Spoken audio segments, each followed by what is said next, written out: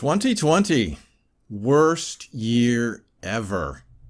I mean, it wasn't as bad as the beginning of World War I or World War II or the year when the Spanish flu took off or the Black Death or the Plague of Justinian. Or, okay, maybe it wasn't the worst ever. But it's the worst in my lifetime, and unless you're older than my 50-something years, it's the worst in your lifetime too. The irony is that this year was bad for other reasons than the China virus. All that the China virus did was to reveal the mental viruses running around, along with how stupid and corrupt our governments were. And 2021? Well, it looks bad too. So, you and I, we need to talk.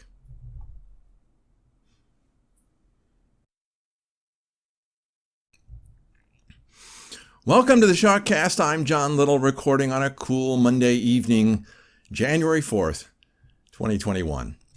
Now, before going on, hit like, click subscribe, and whack that little bell. It actually helps. And also, subscribe to the Shock Letter for free at theshockletter.com. You can also find my posts on Facebook and Twitter, and yeah, I'm tweeting on Twitter, and soon on Rumble and Parler. And the links for all of that and more are in the description section below.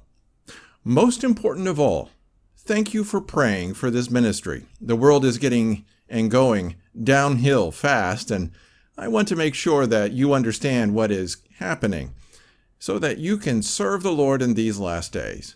And now, let's get to today's first topic. 2021 and 2021. Where we've been and where we're going. Before I get started, I hope that everyone had a very Merry Christmas and a happy beginning of the new year. I know that December 25th is not the actual day when Jesus was born, and I know that this date has some bad pagan connotations to it, and I know that it was the murderous Roman Catholic Church that set the day for this celebration. I get it. But Merry Christmas anyway. And about New Year's Day, how many of you know that January 1st would have been the day that Jesus was circumcised if he had been born on December 25th? You get extra bonus points if you remembered that. But back to the Christmas controversy. Anytime we can share the good news of Jesus Christ is a very good time indeed. And the fact that a pagan country like Taiwan gets to hear beautiful music about the coming of Jesus Christ is a truly awesome thing.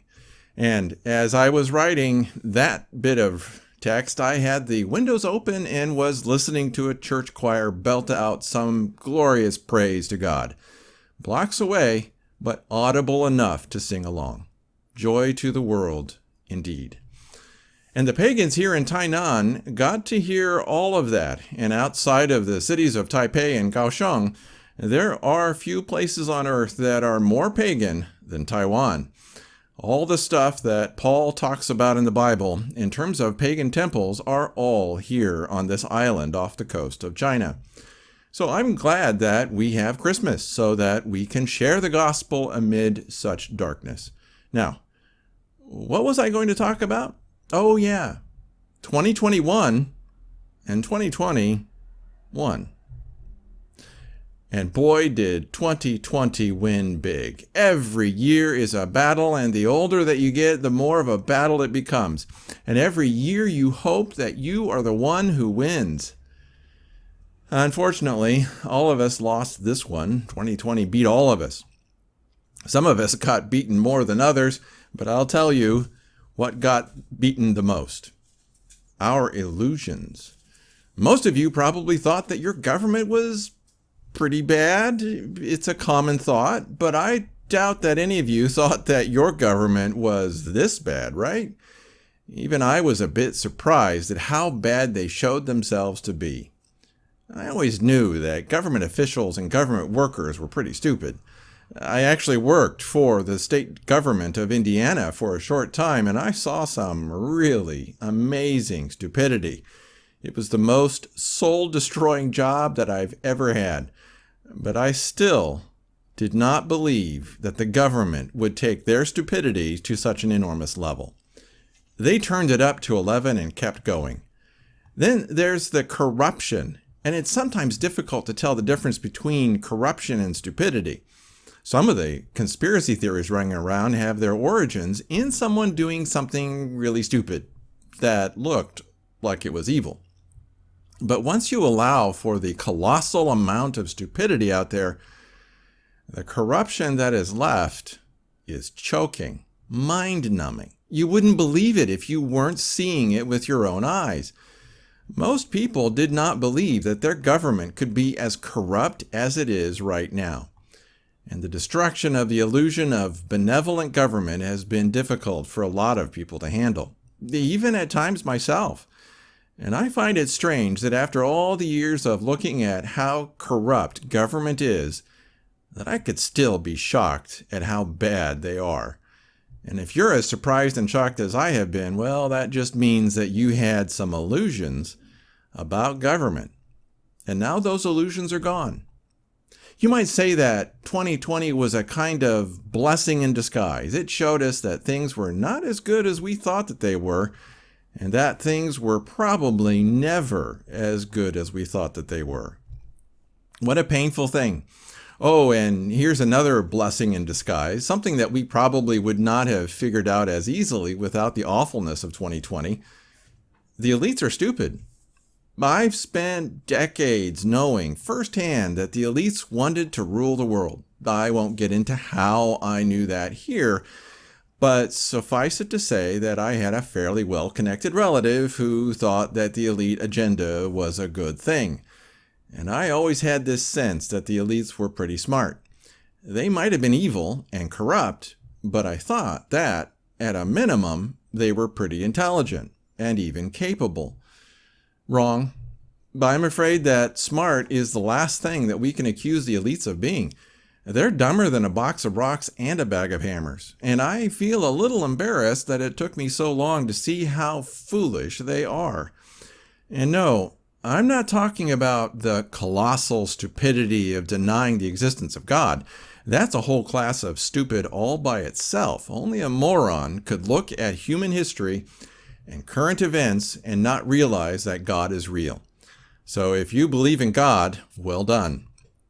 If you believe in God, you are smarter than George Soros and Bill Gates and Klaus Schwab put together. But the elites have an extra bit of stupid.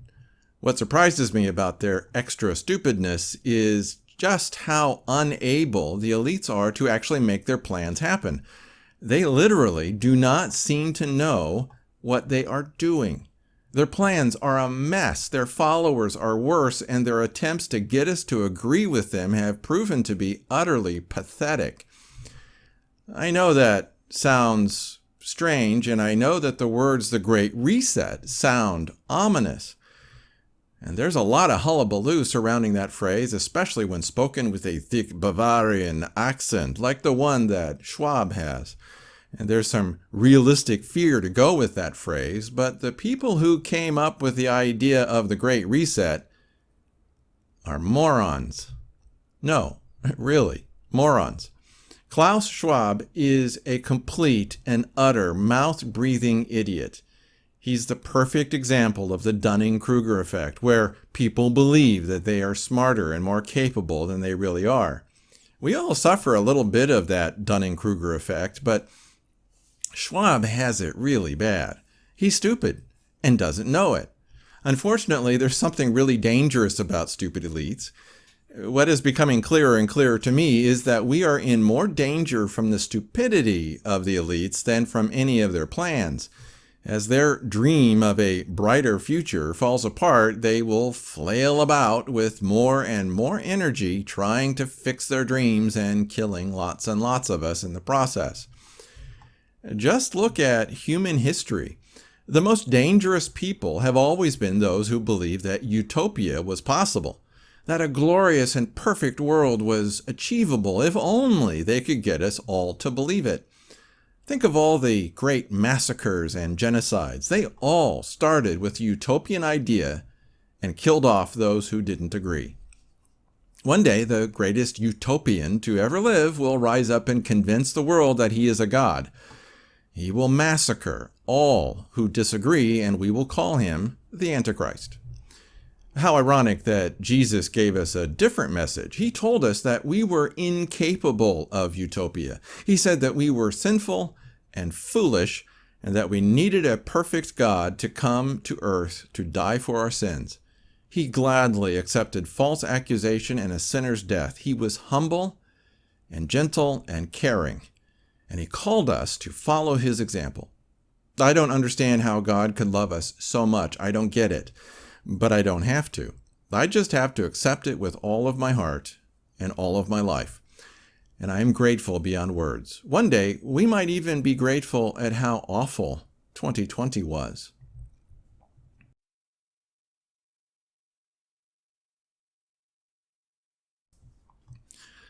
That was 2020, and it was such a disaster that you have to wonder if 2021 will be just as bad, if not worse. And yes, every time that I hear someone say 2021, my mind will translate 2021? Why, yes, it did. But the question remains, what will 2021 be like? I did a lousy job predicting the events of last year, so I will probably do a lousy job this time. But that isn't going to stop me from trying it again. Just remember that next year will be 2022. Okay. Anyway, did you get that bad pun? But you know that you love them. Admit it. Mrs. Little inspired me on that one, and she got it from a Swedish friend of ours with a dangerous sense of humor. He knows who he is. Anyway, but let's get back to the somewhat less humorous. There were a lot of reasons for why 2020 was so awful. And most of those reasons will continue into 2021. The China virus will still be hanging around, and if that virus goes away, another will certainly take its place. Governments will continue to pump money into our failing civilization. The demands by the elites for an electronic currency will increase. The destruction of the small business sector will accelerate. Disgust with politicians and the mainstream media will increase. Energy production might stabilize for a short while if the economy stops falling, but the global energy situation will ultimately get worse. The left will continue to push their agenda forward, adding more and more violence when the Democrats don't cave in to all of their demands. So, let's talk about that. Did you know that 1.6 million people die every year from tuberculosis? That's about the same number of people killed by COVID-19 in 2020, assuming that the official figures aren't inflated. Yet no one is advocating for a global lockdown for tuberculosis. Why? The problem is that tuberculosis generally kills people in poor countries. That will change as tuberculosis becomes more and more resistant to antibiotics. Eventually, tuberculosis will be in your neighborhood and in your family. But for now, the death of poor people isn't big news. Yeah, big news. One big problem with the China virus is the media coverage. The mainstream media is thoroughly corrupt, non-transparent, and left-wing. They also take their marching orders from the elites. But is media coverage our biggest problem? Nope, not even close. Is the China virus our biggest problem? Nope, not that either. Here's another problem. Our governments. Chances are you have more than one government that's telling you to shut up, stay home, and wear a mask. If your country is big enough, you have a city government, a county government, a state government, and a national government. That's a lot of government. And there's one thing that governments love. Disasters. No, really. Governments love a big disaster. It makes you want them more, and they want to be wanted. And stopping disasters before they happen is not something that government likes to do. It's rare to see a government actually do something before it happens. Notice how stoplights get put up? Did you know that in almost every case, It takes a traffic accident that kills one or more people for your local government to put up a stoplight. Remember that the next time that you pass an intersection with a stoplight. Someone died there. And the China virus is just the kind of disaster that governments like. So you can bet that governments will continue to support an insane response to the China virus in 2021. But is government response our biggest problem? No, not even close. I could go on to talk about medical experts, big pharma, stupid science, and your Aunt Margaret. All of those are a part of the problem, but not the biggest problem, not even close. The biggest problem that our civilization has today is that our people have become coddled, cosseted, pampered, and generally divorced from reality. We've watched too much TV, played too many games, and got our educations from institutions that taught us something different than anything real.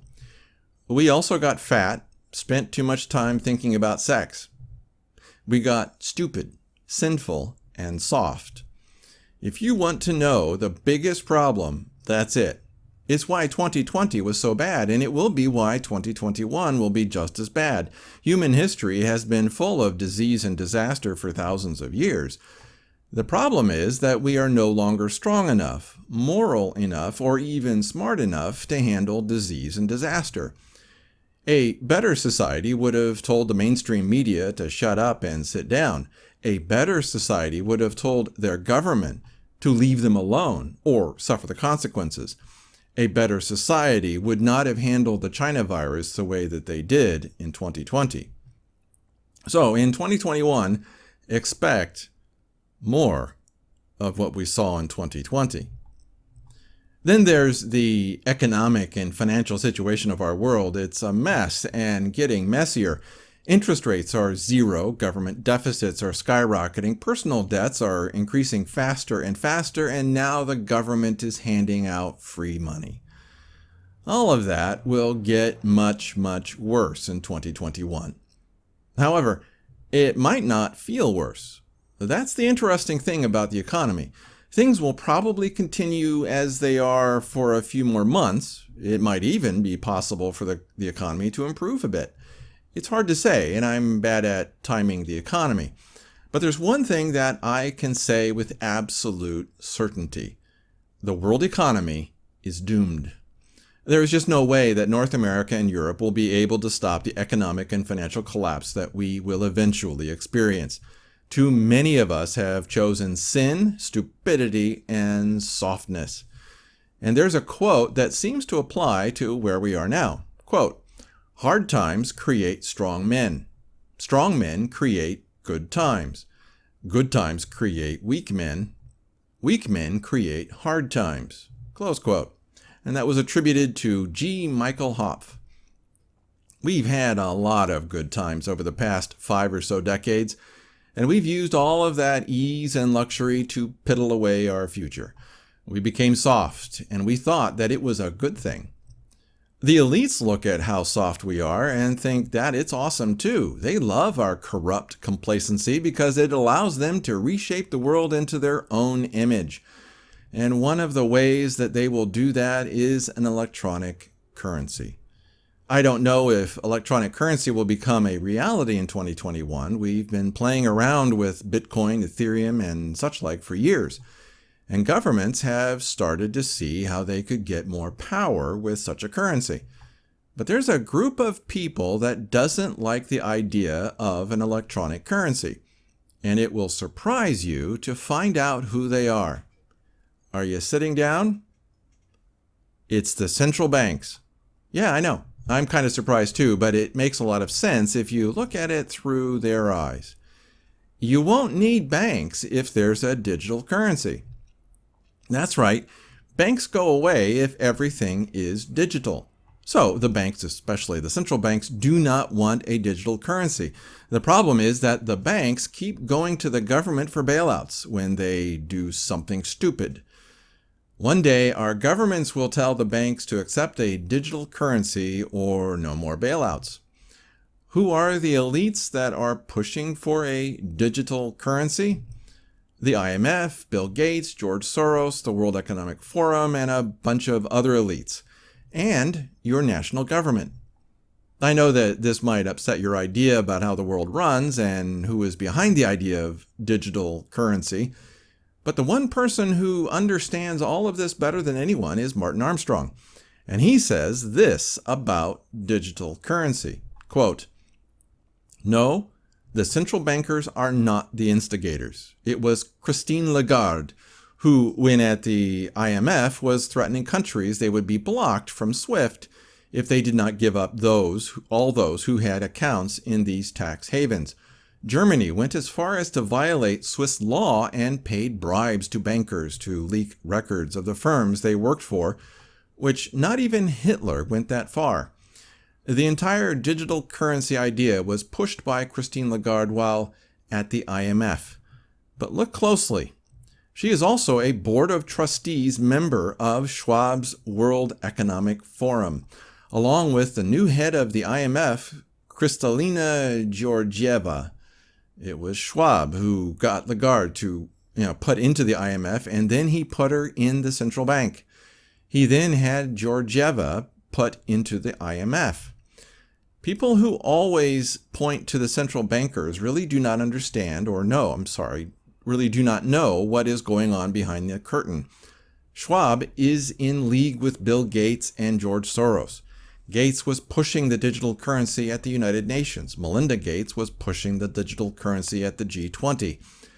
It was Gates directing Modi this is the Prime Minister of India, to cancel the currency in India, and he did so without ever telling the central bank in advance! Exclamation point. Close quote. That's from Martin Armstrong's post titled, "Who's Behind It? Central Bankers and Can the Dollar Survive?" And you can find it on his website, armstrongeconomics.com. Well, someone got a little upset with Martin Armstrong for that post and said this, quote, "You seem to be absolving the international banksters of wrongdoing when clearly they have been a huge part of the problem, trying to manipulate everything from the economy to wars," close quote. Martin's response was this, quote, "The central banks are not the instigator of the digital currency. The benefactor is the government through taxation. The central bankers do not gain from that. Then you have the investment bankers who have been wildly trading, and when they blow up, they run to the government for bailouts. There are three groups here. Do not mix them up. By moving to a digital currency, it is the politicians who benefit for they see this as eliminating the underground economy. They are also in bed with big tech, which they are allowing to compete with the main banks. Part of Agenda 2030 is you will own nothing and you'll be happy. It's not for your benefit. They want to eliminate all your debts, mortgages, student loans, etc., which then wipes out the bankers. But it also allows them to default on government debt. Once that takes place, they no longer need the investment bankers to sell their debt. Hence, they are throwing the investment bankers to the wolves. It is vital to step back and look at all three players in the game, for all their interests are not the same." Close quote. That comes from Martin's post here, the three players beside the three bankers, beside the central bankers. And you can again find it on armstrongeconomics.com. I know that popular conspiracy theories put most of the blame on the central bankers, and I understand why blaming the banks for everything is so popular. After all, they've done a lot of evil. But we have forgotten that there are other sources for evil in the world. Think all of that through, and you'll come to the same conclusion as Martin Armstrong. Then there's the backbone of the economy, small businesses. Let's stick with Martin Armstrong and look at how small businesses will be destroyed in 2021. And some of what I'll say comes from Martin's post titled, "Government to Aggressively Attack Small Business in 2021. One of the first things that Martin said was this, quote, "The IRS is already planning to boost audits by 50%. Not of the big techs, but small businesses, close quote. The United States Internal Revenue Service, IRS, will go after small businesses because bigger companies are harder targets. It's a lot easier to show that you are paying all of your taxes if you have a lot of people working for you whose job it is to make sure that everything looks good. But small businesses don't have that kind of luxury. They don't have the legal staff. They don't have big-name accountancy firms. They don't have lobbyists in Washington, D.C. writing laws on their behalf. Here are a few more quotes from that article by Martin Armstrong. Quote, "The sheer hatred of small businesses in Washington cannot be expressed enough, and mainstream media will never report the truth." Goes on to say, "They imprison small company officers under the pretense of security fraud, yet never prosecute even one banker, ever. Small business has become the enemy of the Democrats because the agenda is indeed 2030. California will become the most anti-business state in the nation. Most Democrats are clueless, even in political circles. There are people who know what is really taking place and are very upset, even within the Democratic Party, which has been hijacked by the new triumvirate. The new triumvirate that Martin Armstrong is talking about is Bill Gates, George Soros, and Klaus Schwab. Martin isn't the only one sounding the alarm about the future of small businesses and our need for them. For decades, we have been told that small business owners produce more jobs and work more efficiently than big business. But we ignored all that. As the government got bigger and promised more and more free stuff, we went with the government. It's how communism likes to take over a country, and Martin Armstrong calls what's coming Communism 3.0. Why do we always keep doing the same stupid thing over and over again and expect different results? I actually know the answer to that one, but we'll talk about that in a later post. But here's a hint. It's all about religion, their religion, and I've talked about it before, but I'm betting that you won't quite understand what their religion actually is. The other thing that will happen in 2021 is a continuation of what happened in 2016. The rise of a third political party. Donald Trump was the real third-party candidate of 2016. He wasn't a politician, and he said things that spoke to our disgust with both the Republicans and the Democrats. He was anti-establishment, anti-deep state, and anti-more of the same. He was a breath of fresh air, and both the Republican and Democrat establishments hated him for it. The irony is that Republican and Democrat efforts to take down Trump have only made their situation worse. Now that more people see the blatant theft and corruption of the 2020 election, there is even more determination to do something politically different. Conservatives tried to change the Republican Party from within, and the elites shot that down. So they will probably start another party or something like it. Martin Armstrong has talked about the rise of this movement for years, and in his latest post on this, he pointed out when it really began. Quote, "This wave began in 1985.65, or two-thirds through that year, and 31.4 years into it, we warned that was when for the first time a third party could win. That was Trump, albeit under the guise of the Republican banner. But when he won, the Republicans hated him. He was an outsider, never a politician, so to them, it was like a revolution." Close quote. Further down in his article, Martin says this, quote, "Our model shows that both the Democrats and the Republicans have made a very serious mistake. There will be no return to normal. We are looking at a third party rising, and this will become much more dominant in 2022. Their own corruption was shown in the relief package. $600 for Americans, more for illegal aliens, and endless overseas bailouts. It was a joke. $600 would not pay 1 month's rent in many places, no less food. It was the government that deliberately used lockdowns to create unemployment." Close quote.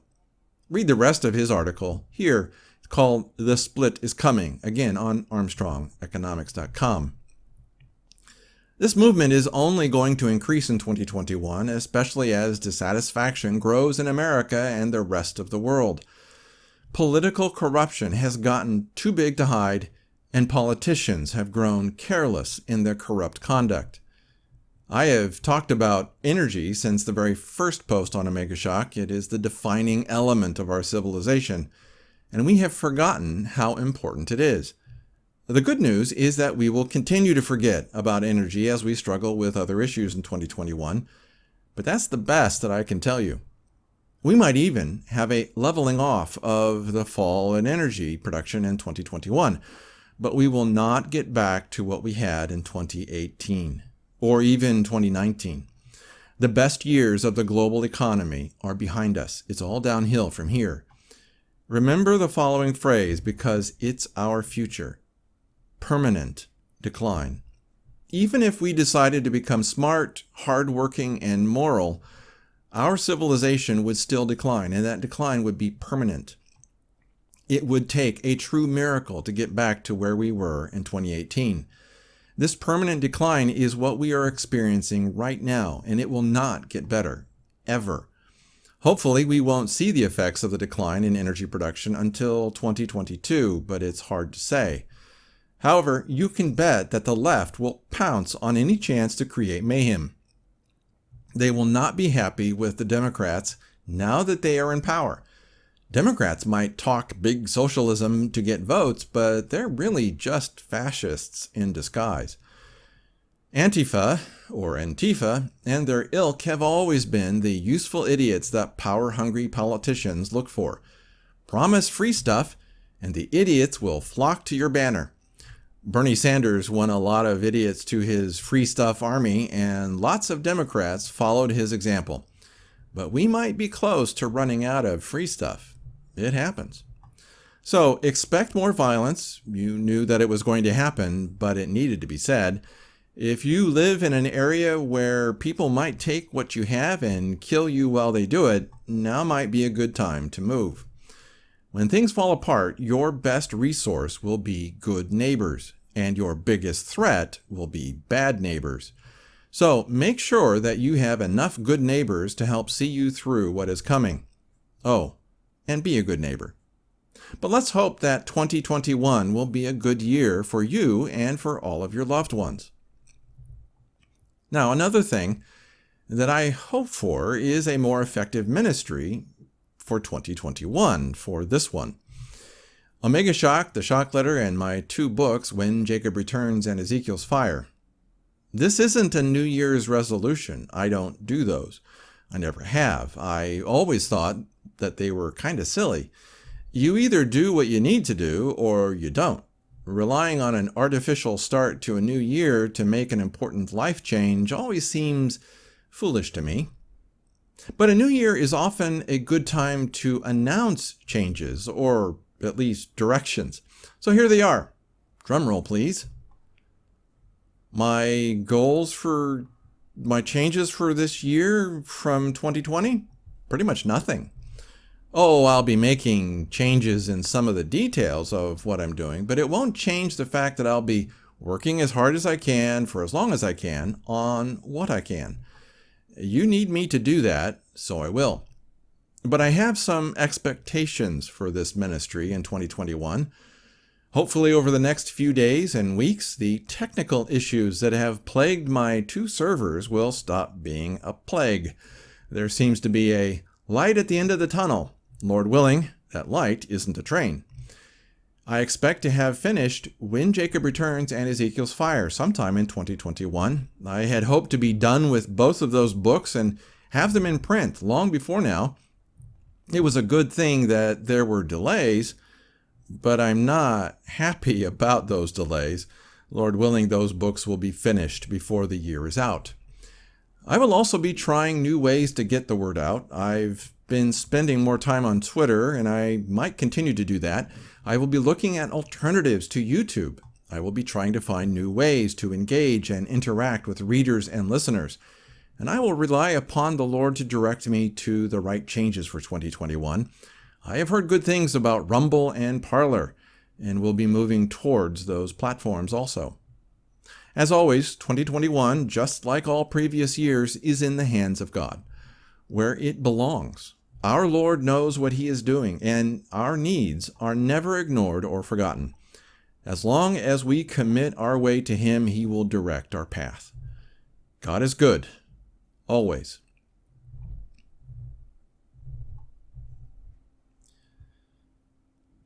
The Omega Shack server has been under attack from China for a while now. I've set up Cloudflare to help stop some of that, but it isn't enough. I'll be adding more protections over the coming days and weeks. I've been critical of the Chinese Communist Party, so they might be trying to take down this site. I'm certainly getting a lot of attacks from an IP address that is just outside of Beijing. I love China and the Chinese people, but I despise the Chinese Communist Party, the most evil organization ever devised by mankind. There has literally been no group of people that has done more evil than the Chinese Communist Party. The Illuminati can't hold a candle to the CCP. Stalin and Hitler were nothing compared to Mao. The thing that makes me mad is the knowledge that we know where these attacks are coming from.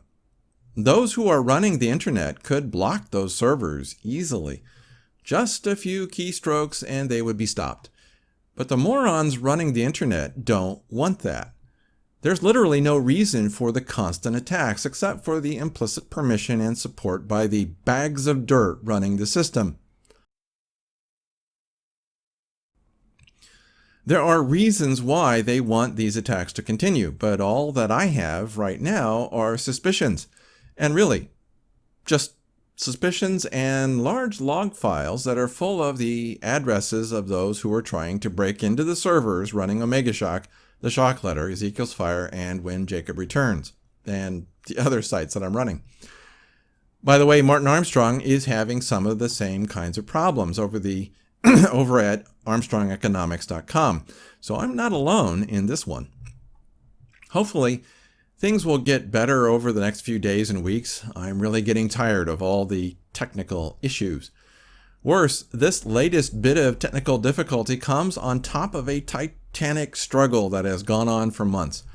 Writing and recording videos while dealing with the flaws in the computer systems that run our world has taken every bit of my time and effort, leaving me unable to do anything else.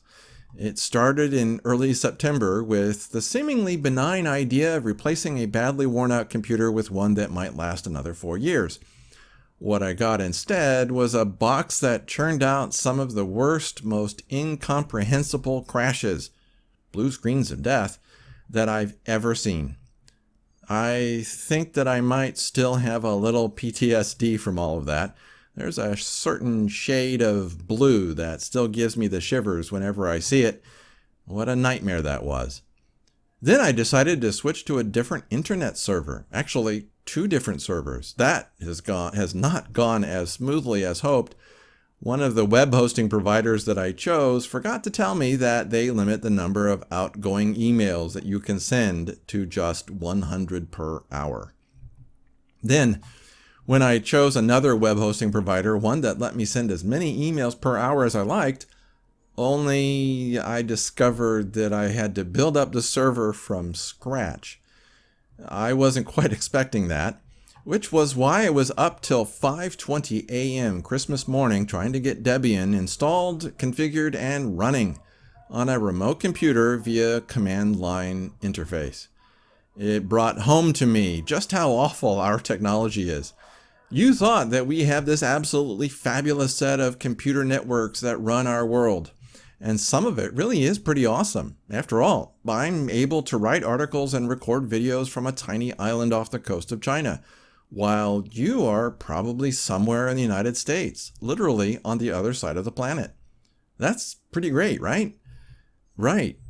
The only problem is that our technology is really just a bigger and faster version of what we had in the 1980s.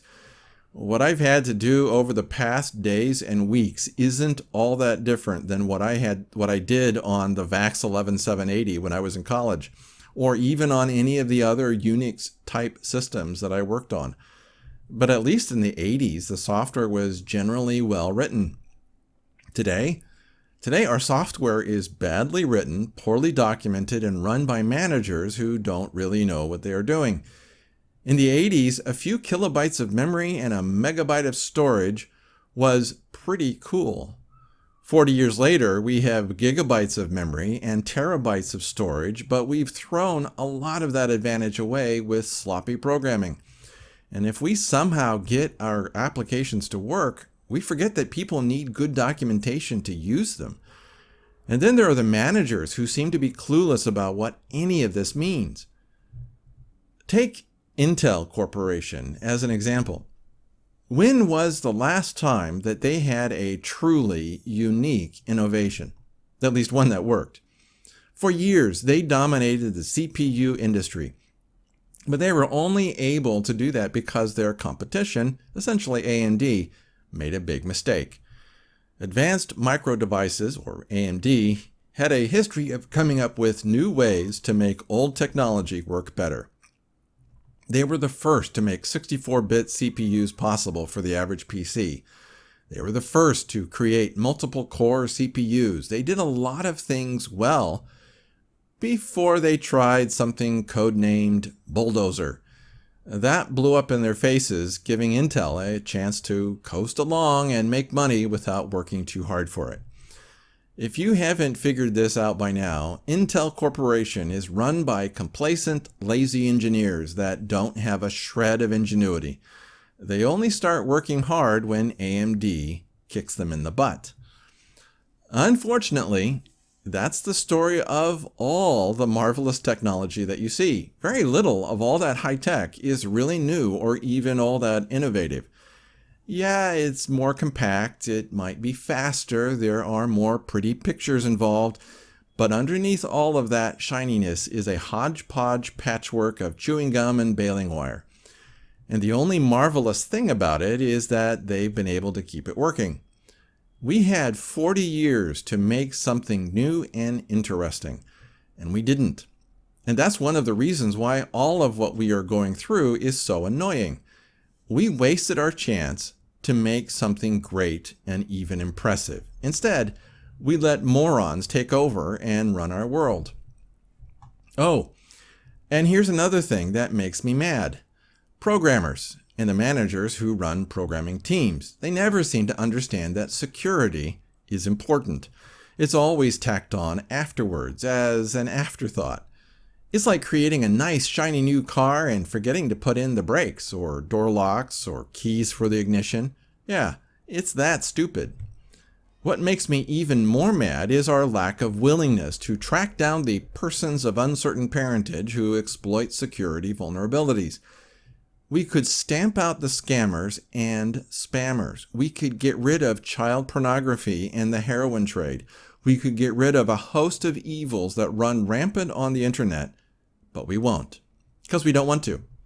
The next time that you see a scammer or spammer in your inbox, remember that we could stop that easily if we wanted to, but we're too lazy and corrupt to do anything about all that.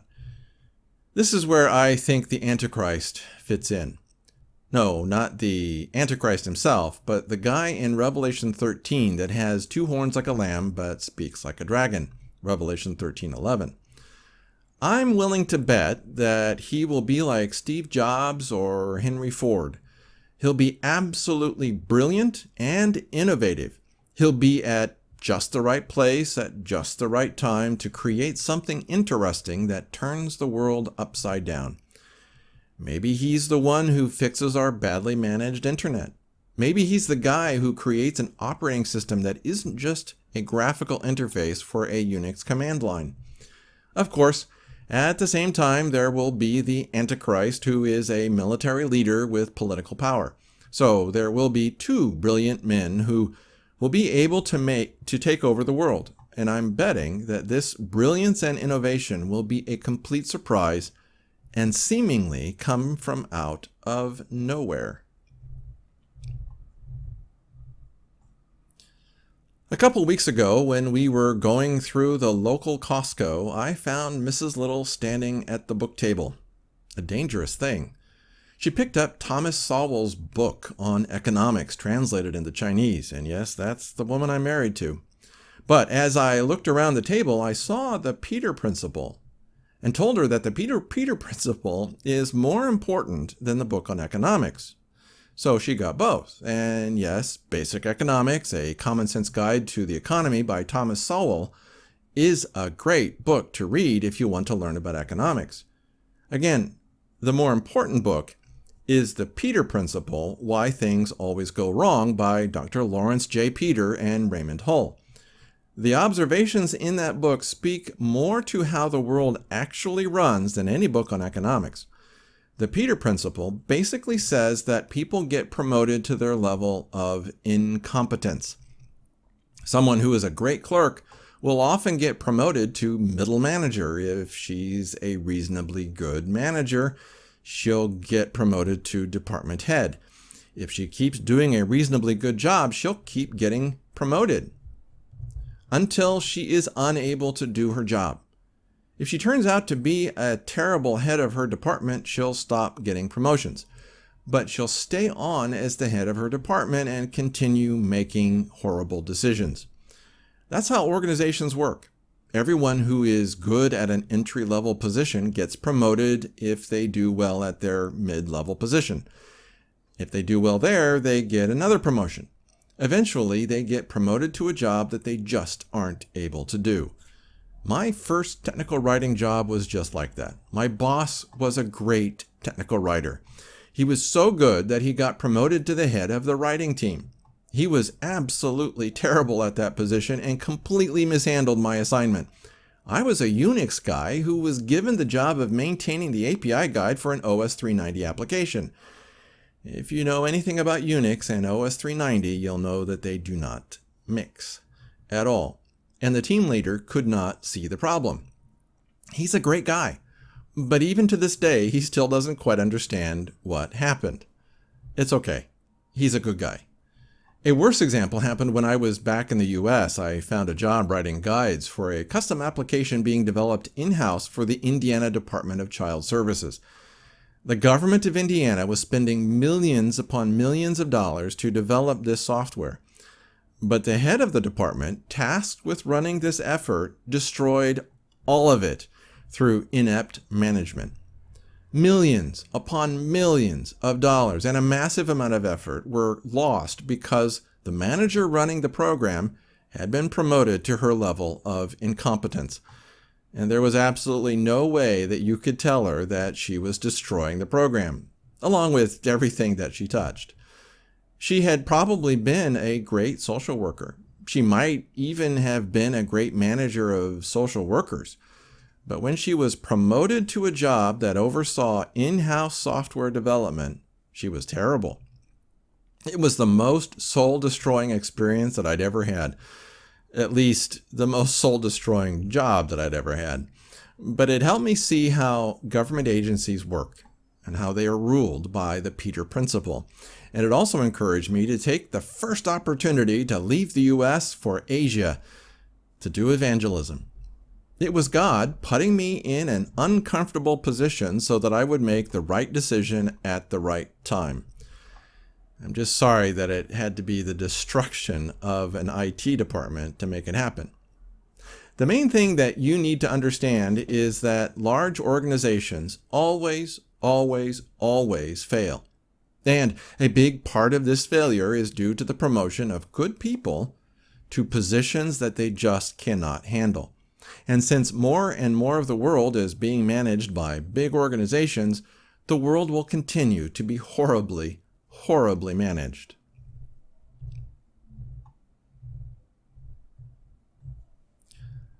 On the final day of 2020, I got my official diagnosis. Cancer. What an appropriate way to end such a bad year. It started with Mrs. Little needing major surgery, and it ended with me having the C word. Oh, the irony. I had hopes that it was something else. If it was just an infection or maybe one of my autoimmune issues, I could just take some medication and be done with it. But the bone marrow biopsy and a couple of other tests confirmed that it was everything that we thought that it was. And a little more. Having said that, it could have been a lot worse. I could have had lymphoma. I don't. That's good.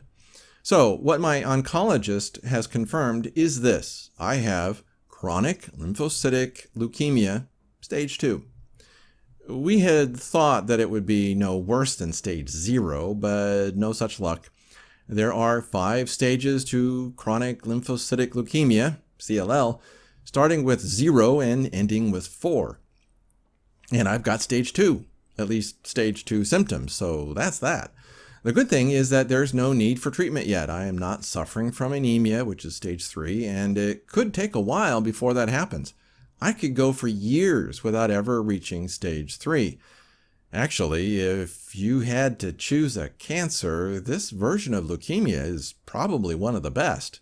At least one of the best cancers to have. Praise God, it's not the acute version or stomach cancer or liver cancer or any of those others. The only thing that that I need to do now is take regular blood tests and be a little more careful about infections. COVID-19 is not allowed. So it's a good thing that I live in Taiwan. Also, there's a bus that goes straight to the hospital, so it's an easy thing to get a monthly blood test or a test every 3 months if my blood count remains stable. All in all, I'm fine. In fact, I'm more than fine. I'm in the hands of God, and there is no better place to be. When God loves you, everything is just the way that it should be. Even better, God knows what He's doing. I just need to understand what it is that He's doing in my life and make sure that I'm doing what He wants me to do. But now that I can officially say that I have cancer, do I get a t-shirt? That's it for this shotcast. Again, hit like, click subscribe, and whack that little bell. And please share this video or the MP3 below. After you've done all of that, leave a comment. I like seeing what you have to say about what was said here. Your input is welcome. Then help keep Omega Shock and the Shotcast alive. There's a link below that can help you do that. I am truly grateful for all of you who have helped this ministry continue. I could not do this without you. May God bless you for your generosity, and also subscribe to the Shock Letter at theshockletter.com and read my books for free. When Jacob Returns and Ezekiel's Fire. You do not want to get caught by what is coming.